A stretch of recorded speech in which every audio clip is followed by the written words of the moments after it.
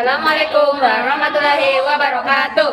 Halo semuanya, perkenalkan nama saya Cinta Oktaviana dari absen 4. Saya Gita Nur Erlina dari absen 10 yang akan menceritakan sejarah tentang Lawang Sewu.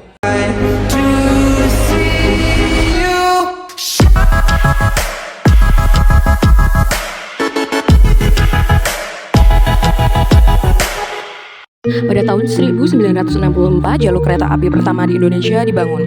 Waktu itu, jalur kereta itu menghubungkan antara stasiun Semarang Nis dan stasiun Tanggung yang selesai dibangun pada 1867.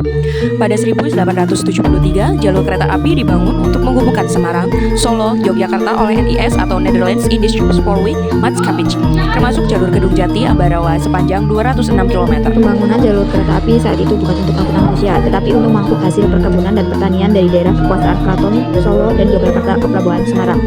Semakin berkembangnya perusahaan NIS serta bertambahnya jumlah pegawai, akhirnya pemerintah kolonial Belanda membangun kantor administrasi baru di Semarang dan lokasinya dipilih di ujung Jalan Pemuda Semarang. Pemerintah Belanda waktu itu mempercayakan perencanaan pembangunan gedung Lawang Sewu kepada Profesor Jacob F. Kammer dan B.J. Quindijk dari Amsterdam.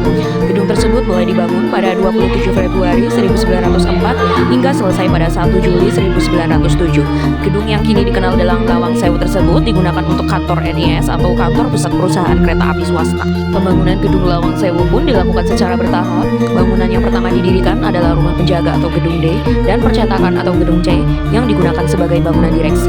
Sedangkan bangunan utama atau gedung A masih harus menunggu perbaikan tanah serta mengganti dengan lapisan pasir. Pada 1 Juli 1907, gedung A, gedung C, gedung D, dan gedung G selesai dibangun. Pada 1916, gedung B dibangun dengan menggunakan konstruksi beton bertulang dan selesai pada 1918. Pada masa Perang Kemerdekaan, gedung Lawang Sewu ini memiliki catatan sejarah tersendiri, yakni ketika berlangsung peristiwa pertempuran 5 hari di Semarang pada tanggal 14 hingga 19 Oktober 1945. Gedung yang memiliki banyak pintu ini diperebutkan antara Angkatan Muda Kereta Api atau AMKA dengan tentara Jepang sebelum tentara Sekutu datang. Pada tahun 1942 sampai 1945, Lawang Sewu diambil alih oleh Jepang dan digunakan sebagai kantor Ryuko Sokyoku yang merupakan jawatan transportasi Jepang. Pada 1945, Lawang Sewu menjadi kantor jawatan kereta api Republik Indonesia atau DKRI. Kemudian 1946, Lawang Sewu digunakan sebagai markas tentara Belanda, sehingga kegiatan perkantoran DKRI pindah ke bekas De Zuidersmaatschappij. Setelah pengakuan kedaulatan Republik Indonesia pada 1949, Lawang Sewu digunakan Kodam 4 di Ponorogo. Selanjutnya, pada 1994, Lawang Sewu diserahkan kepada Perusahaan Umum Kereta Api yang kemudian statusnya berubah menjadi PT Kereta Api Indonesia atau Persero. Gedung Lawang Sewu saat ini memang tidak dimanfaatkan sebagai kantor perusahaan kereta api, namun dimanfaatkan sebagai museum yang menyajikan berbagai koleksi dari masa ke masa perkereta-apian di Indonesia. Benda yang dipamerkan dalam Lawang Sewu seperti Alcapar, mesin Edmondson, mesin hitung, mesin tik, replika lokomotif uap, surat berharga, dan lainnya. Di tempat ini juga menyajikan proses pemugaran gedung Lawang Sewu yang terdiri dari foto, video, dan material restorasi.